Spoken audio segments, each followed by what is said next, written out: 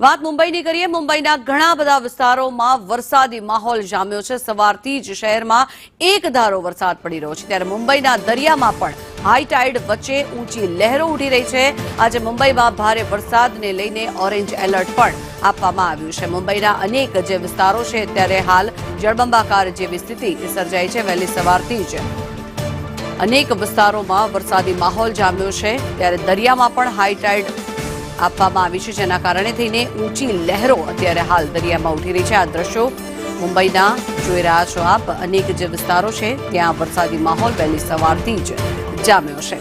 મુંબઈના અનેક એવા વિસ્તારો જેમાં ગોરેગાંવ હોય કે પછી મીરા રોડ હોય કે પછી બોરીવલી હોય, અનેક જેવા વિસ્તારોમાં વહેલી સવારથી જ વરસાદી માહોલ જામ્યો છે અને એક ધારો વરસાદ પડી રહ્યો છે, જેના કારણે થઈને અનેક રોડ રસ્તાઓ પર અત્યારે વરસાદી પાણી ફરી વળ્યા છે। રાહદારીઓ હોય કે પછી વાહન ચાલકો વરસાદની વચ્ચે જ તેઓએ પોતપોતાના કામ માટે બહાર નીકળવું પડે તેવી અત્યારે પરિસ્થિતિ સર્જાઈ છે।